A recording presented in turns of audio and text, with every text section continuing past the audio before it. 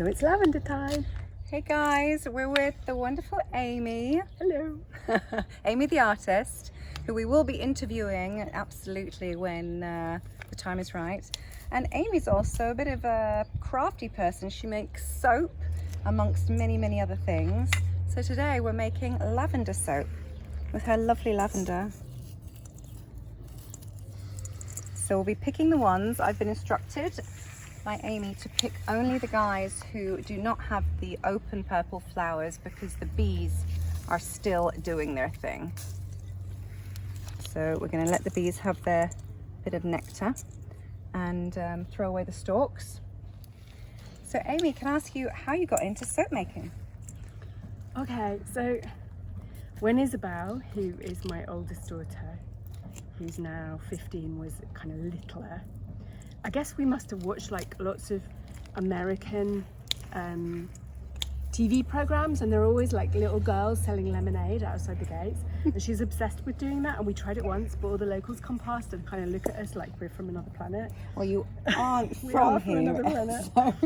But she was like, she wanted to find a way to make cash to buy some things that she wanted. That's so sweet. And so we were looking, she went through a phase of like wanting to make earrings and things like that, and then we settled on, well, we've got everything we need to be able to do soap, and it's quite simple, and I can do the kind of dangerous chemical bit, and then she can do the mould pouring and, you know, all the rest of it, and we decided to do it in a kind of official way. So there's a local festa every September, and we thought that we'd do it all the way through summer and then get a table at the festa and sell soap. But kind of Isabel sort of, I got really into it and she just forced me to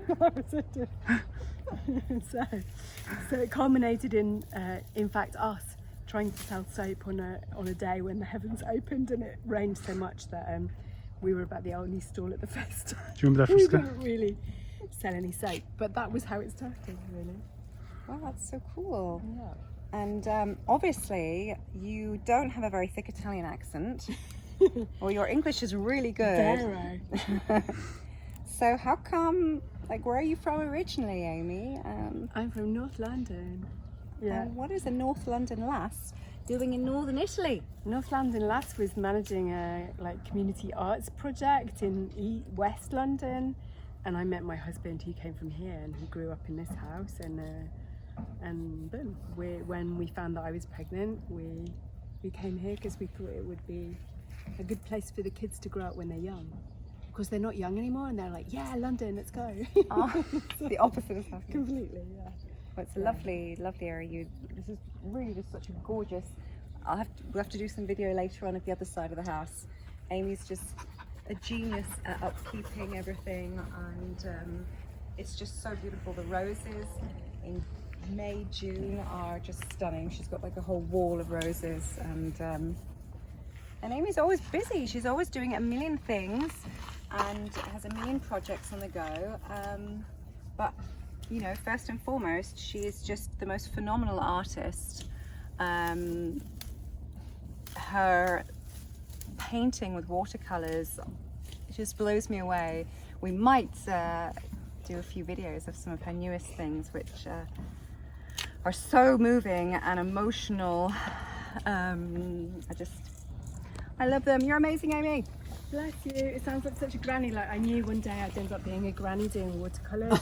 I thought I'd be like, you know, an international contemporary artist, but now I'm a granny doing watercolours. But never mind. I do slightly weird, kind of like disturbing watercolours. That suits me just fine. So They're a little disturbing, I suppose. just a little bit. Thought-provoking. But they're Yeah. so emotionally kind of. Yeah, I didn't think about the disturbing parts. Well, the latest one was like a half-blind hyena who was kind of bleeding from its mouth. It's just Very bright and breezy, and really just matches your. lavender. Well, maybe we could have a quick look in your studio later. But like, if we do this too much, it looks like kind of like cottagecore, you know. That wasn't the point.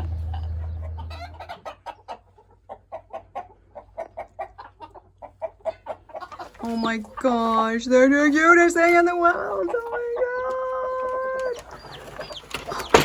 God, little summer chicks. Beware of the chickens. I know. They're very dangerous. Ciao. Oh my god. We can call this Lulia. Oh, hello. Hello, July. Hi. Oh, are you picking me? What are you picking me for? Oh my goodness, Jen. When they got used to being with us, like the girls would have them on their laps while they watched television when they were little.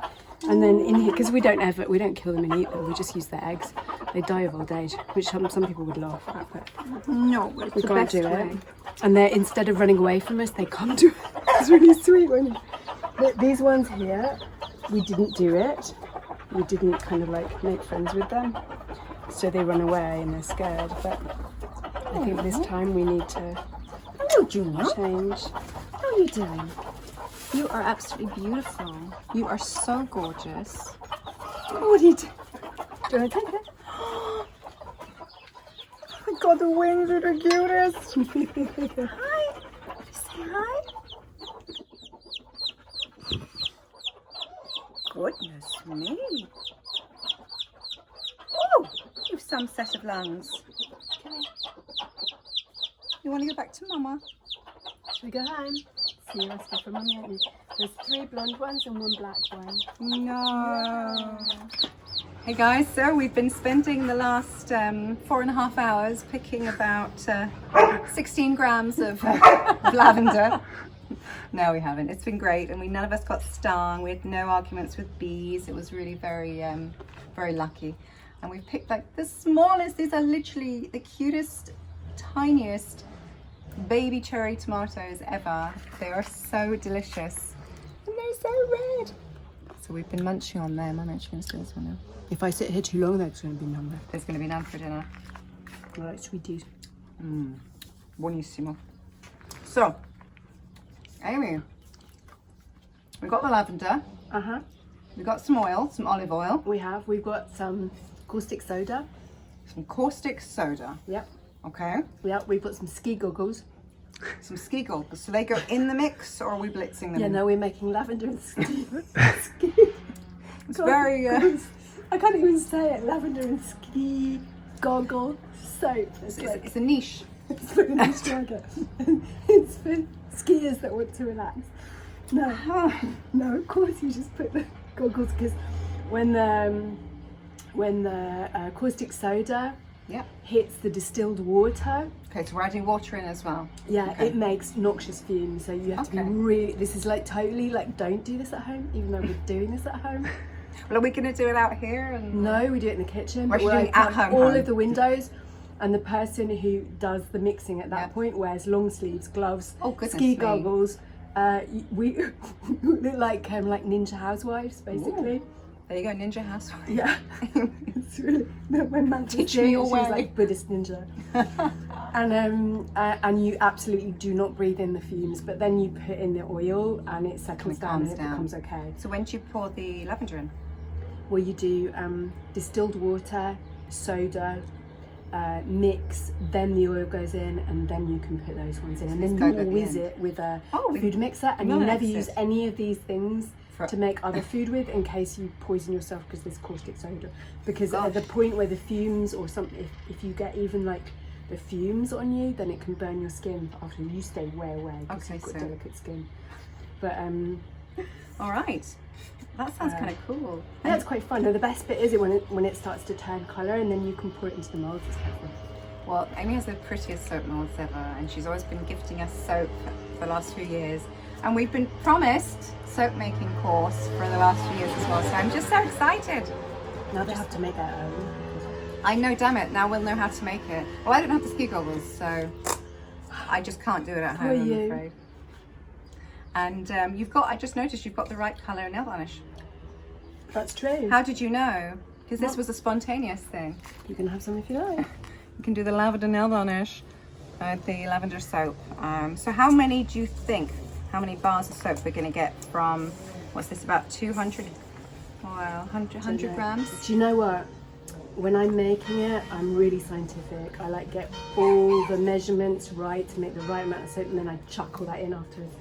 So I can tell you, I know that's about enough to make. It's about enough. To make, I don't know, like 20 bars of soap, something like that.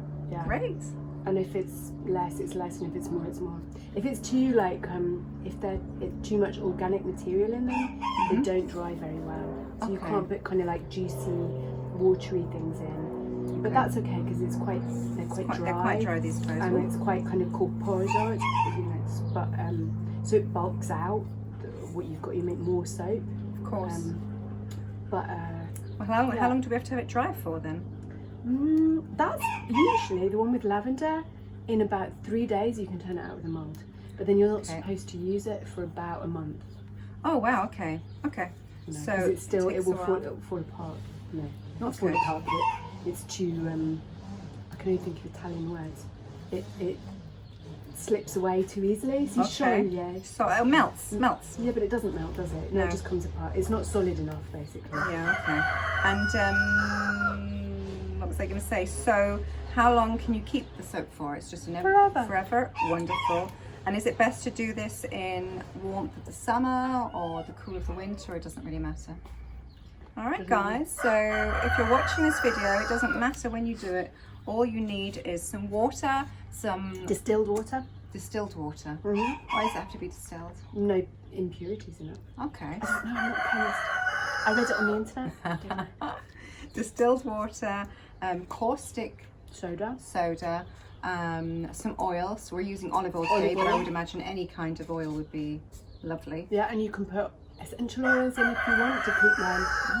But it depends whether I've got some or not. Maybe we won't. Maybe we will. Well, we'll vibe it then. So great. Should we get going? Clink. So we're here with our ninja friend Amy. Dun, dun, dun, dun. And Jera has poured out, measured out 1 1/4 litre of olive oil. Pimeno, more or less. We have our caustic soda here, which we're going to add about, how much does your recipe say? It says 180 grams, also called lye in English. Lye, as in lye. L-Y-E. Yeah. Okay. Yeah. Lye, okay, so that's going to be 180 grams. Fantastico. And about, just under 400 ml of water. A distilled water. Distilled water, which you have a bottle of. Yeah. Ready. I'm just going to open this and then put Wonderful. the thing. Oh, we need to heat this up now. Okay. And over here, ta-da, we have all of the moulds. This is really exciting. These are the prettiest moulds in the world. They are just so gorgeous. And Amy made mint a month ago now with her lovely friend Manth, and she's kindly gifted us some mint now, mint soap, and that's what gave us the idea to sneakily do this video. And she just gifted us this as well. From my mother. Thanks, Amy's mom. So we're going to might put another essential oil in it as well. We haven't decided which one yet, so it's kind of exciting. But the oil doesn't have to go in right now, does it? No, once everything's in here and we're doing the first whiz, then you can decide. And okay, so this is very exciting. I'll stay back. That's the one.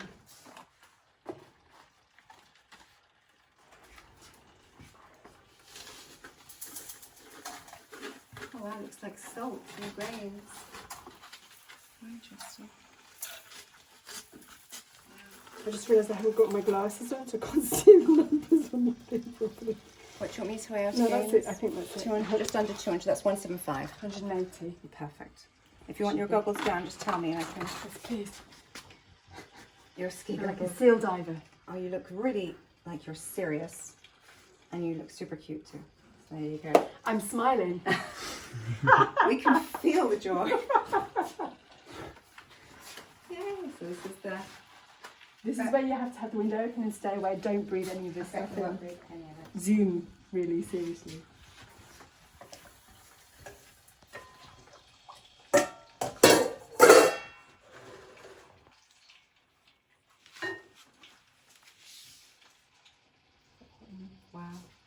Yeah, there's some stuff coming out of that, and now the oil.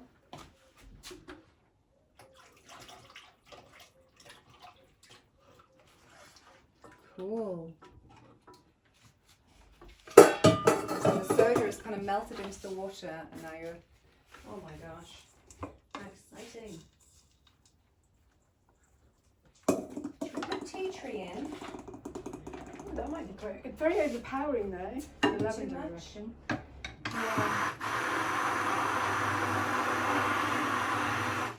Or pine, maybe, Okay. because we're in the mountains. Could be good. I think the tea tree is really good if you do like rosemary and sort of herbs. In fact, I can't. The dangerous part is gone, and I just can't breathe. Okay. Go for it. Do you want to put Can I just put a little bit of pine? I think would be 2, 3, 4, 5, 6, 7, 8, 9, 10, 11, 12, 13, 14, 15. About 15, exactly 15 drops went in there.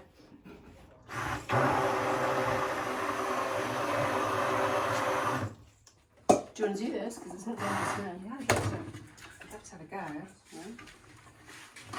Should I pour it in? Should I do this, guy? Go for it. So.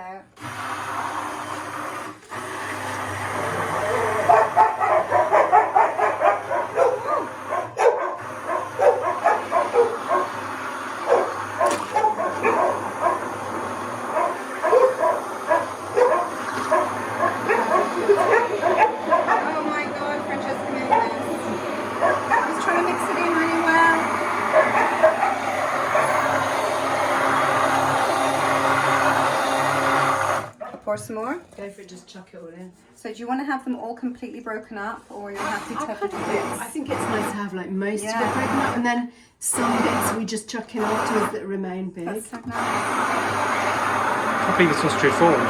Sorry? I can't believe it's so straightforward. It's so easy. It's ridiculously easy. We'll never buy soap again, ever. No, Not that we've had to, we have a friend like you. Last few years. But it's really not necessary. Yeah. And they're such beautiful little things, like, you know, when you go to somebody's house for the first time, or it's someone's birthday, instead of spending like a £5 or a £10 on something that's been manufactured and that has no soul in it, unless you found just the right thing, it's so much nicer to take something that then they'll be able to enjoy. And they're expensive. You go around here, you might pay, I don't know, €5-6 for a lump of soap like that. It's like artisanale. Artisan. And it's ridiculously easy.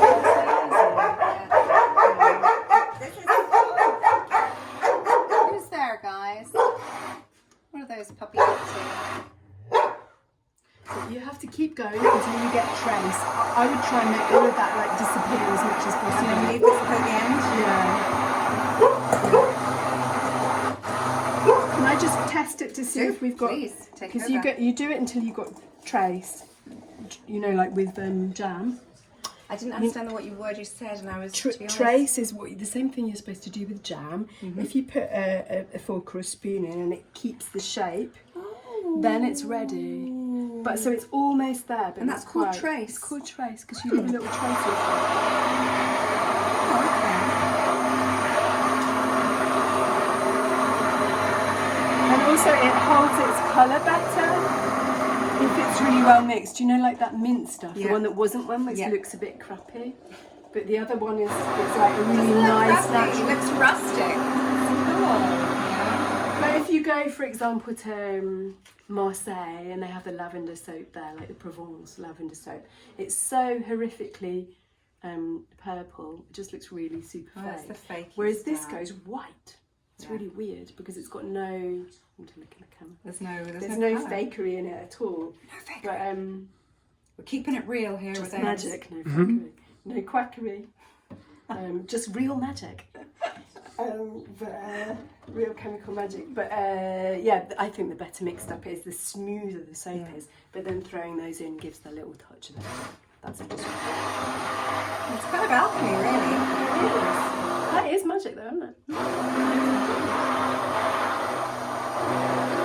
And could you add like salt in if somebody wanted to have more of a scrubbing kind of soap?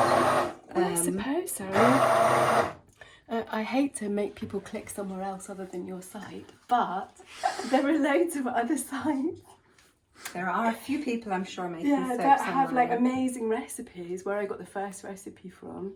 And they do all sorts of things, but I'm just not that confident a chemist to kind of vary it so much. But there are loads of variations you can do anyway, like we do rosemary and thyme, or rose leaves, or we've done, the best one I love is tea tree oil and ash from the wood fire.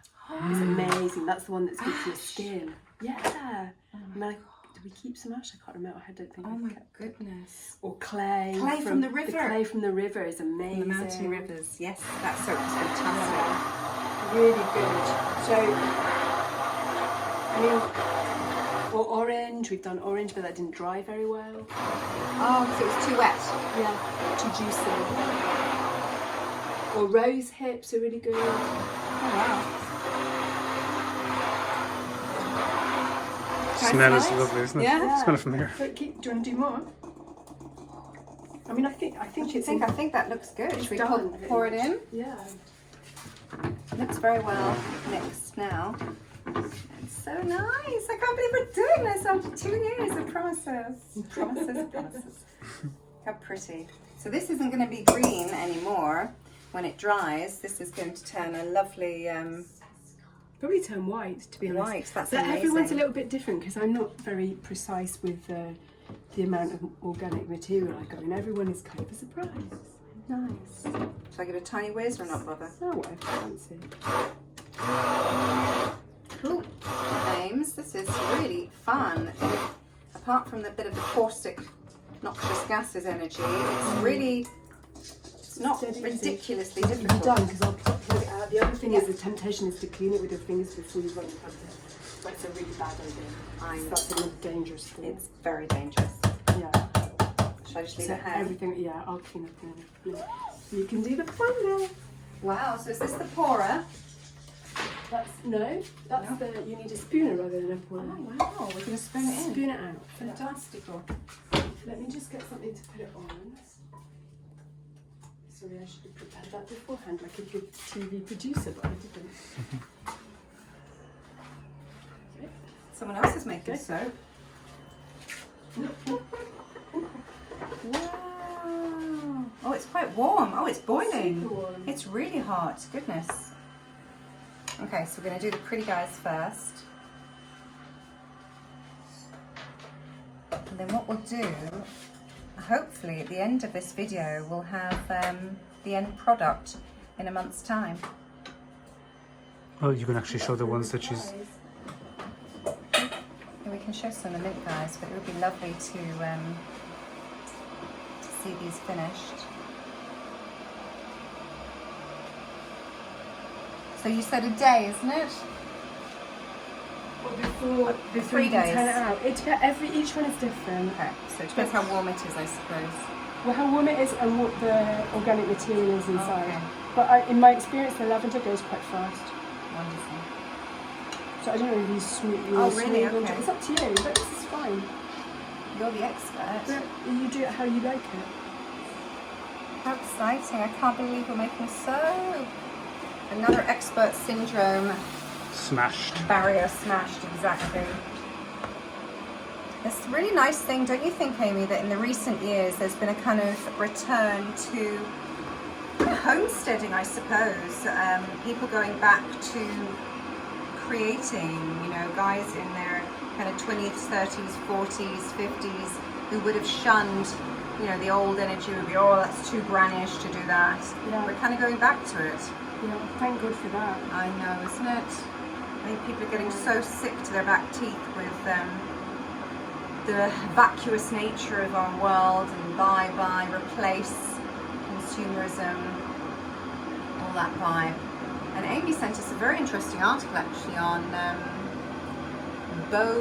Bohemian Peasants. The bopies. Bopies. Bopies. Which one? I want to explain.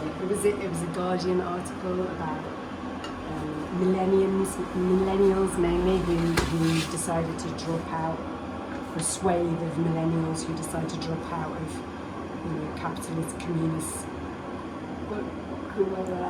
society and go set up on their own doing kind of bohemian type, peasant type stuff, you know, like making things or running their own kind of, you know, businesses in the country where life is cheap because it's really expensive. I mean, but that's why we came here 15 years ago. You're a city girl, like, so you know very well what it's like to live in the centre of Londinium. But I couldn't have bought a house close to my parents. I couldn't have had my parents looking after my kids because we would have had to have gone for an hour and a half's train ride to get to my mum and dad. So that's not like, oh, nip round the corner or leave my kids or call mum up because I need help. It just doesn't work like that. Nor is it like a million miles away in Italy either. But at least here we can grow our own veg and save money and work less hard and not spend time commuting on trains, and that was the idea, you know. Well, that's what's happened is the difference in the generation. That's what the article was talking about, is that, you know, we can't have the same life as our parents had when they were our age, because it was all this, you know, 60s, 70s, 80s boom where everybody was, I haven't filled them up to the top because they're quite chunky. More out. You might get a whole tray. I'd love to do this one. But yeah, it was very interesting that, you know, so many people are not buying houses, you know, in England and in America because they just can't afford them. So there's this renting thing that's happening, which didn't really happen in our parents' generation. People were only maybe renting in the very beginning, but it was all about, oh, no, you can't rent, you waste your money. Yeah. Burning money. I mean, my grandparents managed to buy a house, and she was a dinner lady and he was a carpenter, you know, and it was not unusual for a working class couple with, you know, not brilliantly paid jobs to be able to get a really decent family home. But now, to get those houses in North London where I grew up, you need to have, you know, enormously high earning jobs, and both of you, exactly. And then what time do you spend with your kids? I mean, I've got friends who hand their children over to a babysitter at 6 o'clock in the morning and then don't come back until the child is in bed, and that just seems, but it's just not healthy for the child. It's not healthy for you either. No, but it's not right. And why are we doing it? Just to be able to exist, just to be able to survive? I mean, I loved my job. I really loved my job, but I was absolutely married to the job. Like it asked so much of me that I just had burnout, and so. Well, you were doing a few. You were working in London. You were earning great wage, and very successful in the eyes of many people. But you were endlessly on the treadmill, and there's a point where when you're in your early 20s and you feel like it's still exciting and you want to rush around. Excuse me, I'm just going to go get something. You've got the energy to rush around. This is our new bowl scraper, sent by Grandma from London. London does have its advantages. Wow, Grandma! You know, you've got the energy to do it, but there's a certain point where you realise that you can't sustain that amount of energy. And if you decide to settle down and have a family on top of that, then maybe you can sustain it with one child, but with more than one child, it's just almost impossible. You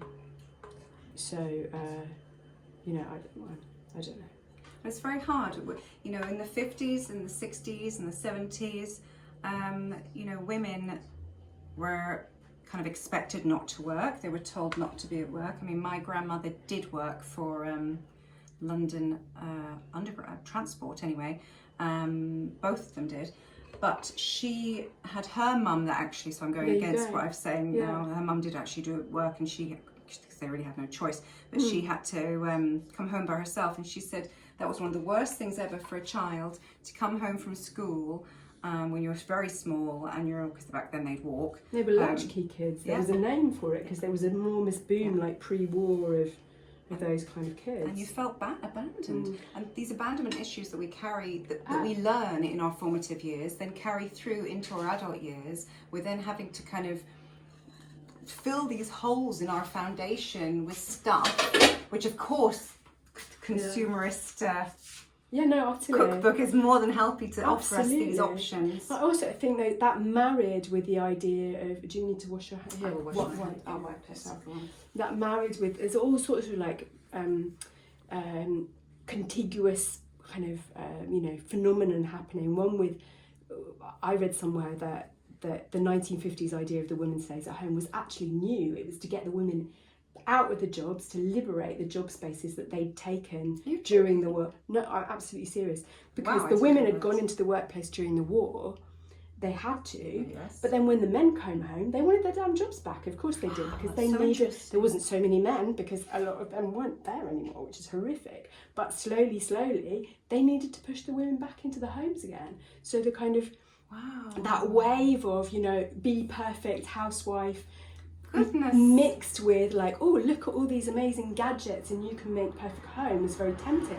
But what it did was kind of sort of solidify this idea that a woman has to be a certain thing. And then the explosion of feminism and women going out to work countering that meant that we're trying to do everything all at once. And what we've never got to yet is the man taking 50-50.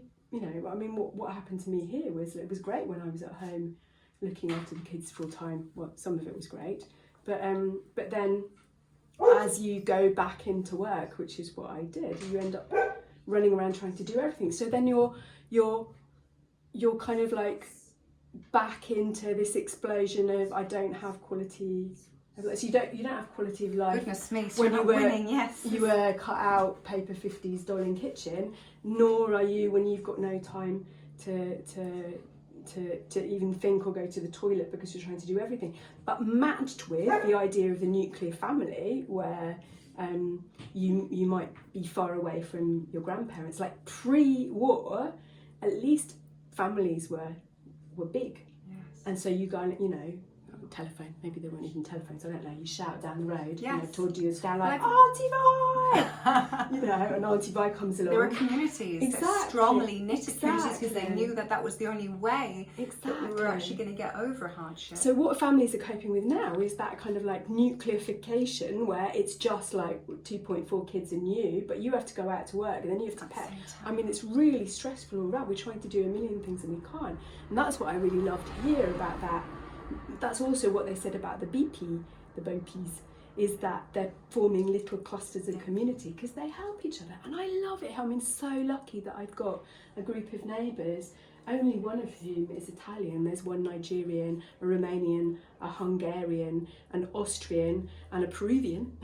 We're all together, so nice. And we, for since the kids have been little, we've done babysit swapping, or we all go like little ducks on our bike down to the river because we look after each other's kids while we go do something else. And there's the only way it's going to work, because all of us were extra community and we didn't have extended families, so we came together, you understood, and created our own, and that was beautiful.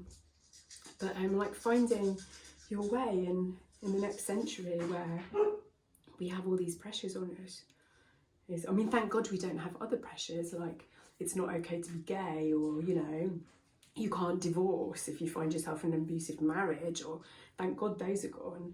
But somehow we have to pick out the good bits that worked and bring it back, like the I don't need to pay €25 for designer soap, because I don't.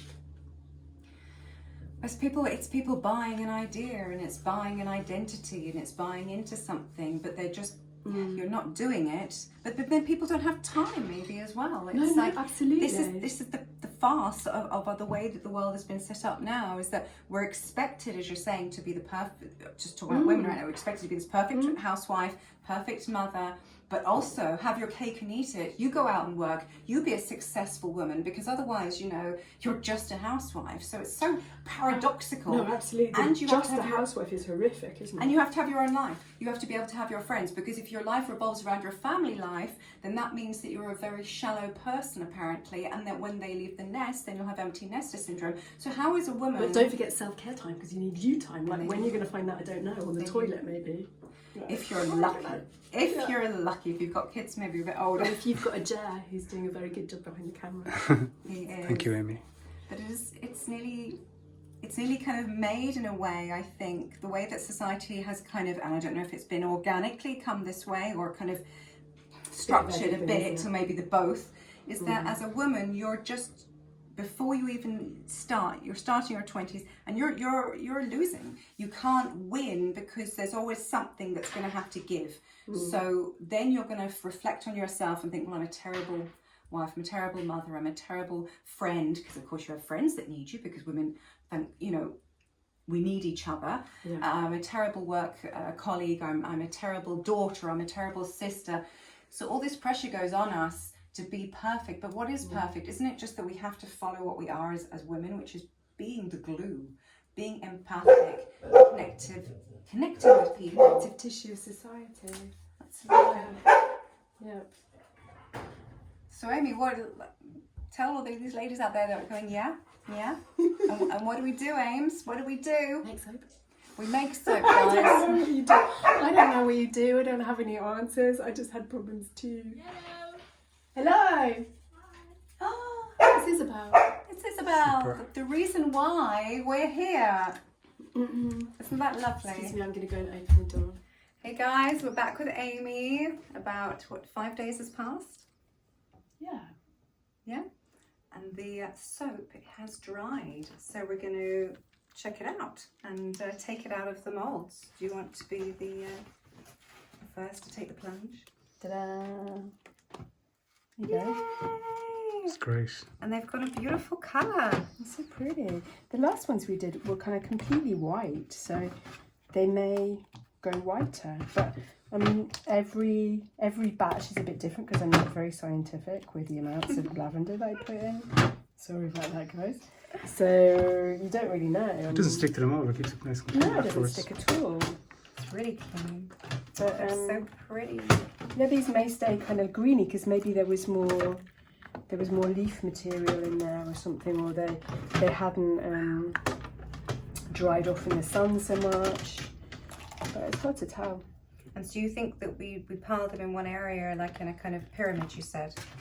Well, yeah, I mean, as long as they've still got air around them and they can carry on drying, because the idea is that you should leave them a little bit longer before you use them, because otherwise they just kind of fall apart in the water.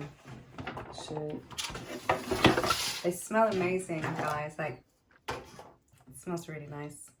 what oil did you put In in the end, we did pine. Okay. As to kind of for the old mountain energy. So lavender and pine. Lavender and pine. They really are super pretty. Look at that.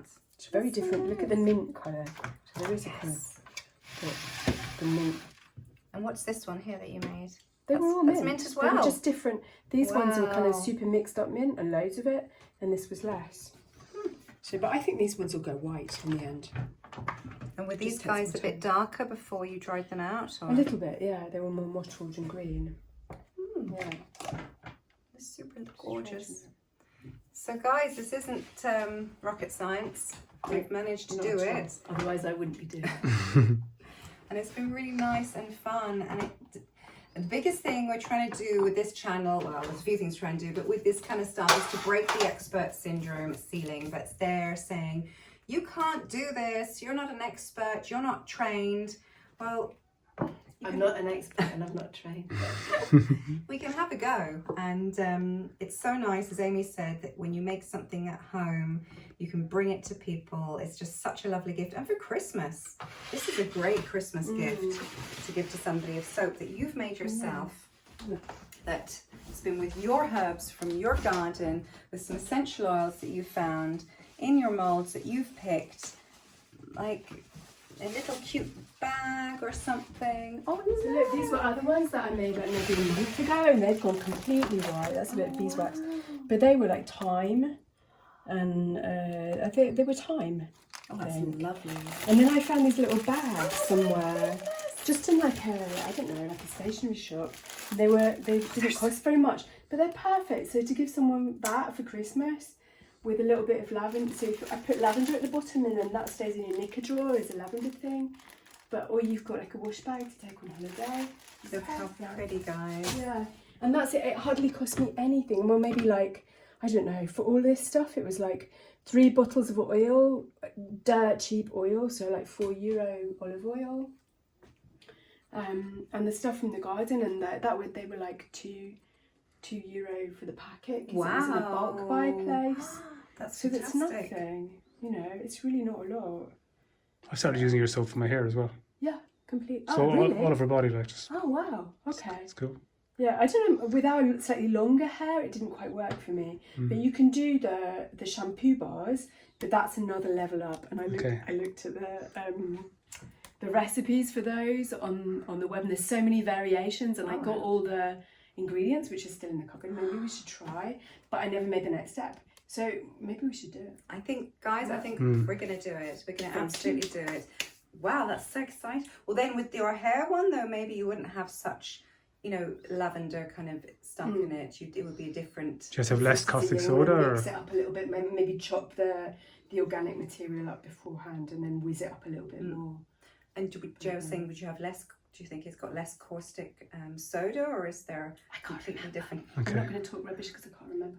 We'll look it up. We'll look it up. Great, that's Perfect. exciting. Well, there is no such thing as experts. You know, we're all just fumbling along in life, and to try to be brave enough and courageous enough to try something that you've never tried before, like, that's what it's about. Like, we have to take risks, guys. And and drop soap on the floor. Did it smash? Dropping my soap on the floor. You drop your soap. Sorry. Look, it didn't even break. That's how tough this soap is. Oh, Amy, thank you so much for really just You're welcome. taking the time out of your busy. And also, we should add to people, this is your wax, isn't That's it? the beeswax from the garden. The beeswax. That's for the lip balm, Yeah. which we should really try and do as well. Well, actually, this is not put aside for lip balm. That's put aside to take to London and to do the jar covers with. Oh, Because all of these on the inside here is the linen wraps. So they were all made with that beeswax, and we just had a little bit extra. Just in They've been case someone sitting doesn't there know what they curing. are, do you want to explain what they are? Because you told us about it and it was really lovely. I think it's like it originated in New Zealand, I think. But basically it's cotton impregnated with hot wax and a little bit of oil. And rather than using cling film or tin foil, you scrunch those over the top of jars or containers, and it's reusable and airtight and clean and organic. But I mean, that's the first time I did that with my friend Mant. Hi, Mant. And so I'm taking those back to London, and we're going to review them together, because it seems to me that they're a little bit too sticky, waxy. We might have to review but you know, it's all trial and error. That's how we learn. Yeah. It feels amazing. Gosh, to be It's able like to... oilcloth, I guess. Yeah. But more you can shape it because it's got the wax in. So I'm not going to take this out because it's. But do you think it's quite wet because it's quite warm? Yeah, it could If be. it was colder, then it would be more rigid. And yeah, we have had adventures with leg waxing wax this month, where we put leg waxing wax on, and it didn't dry, so it was useless because it's too hot. Serious? So you might be right, but of course this is meant to go in the fridge. So you just shape it and stick it in the fridge, and in theory, it would dry, and then it would melt a bit again and go soft when you took it out. But I don't know. That's so exciting! Thank you so much for showing us this. That's really cool. So that's literally just cotton or linen that you've used. It's got to be I don't think it matters as long as it's natural, because then the fibres soak up. It's not about like, oh, I want it to be natural. It's about the cotton or the linen fibres soak up the wax better.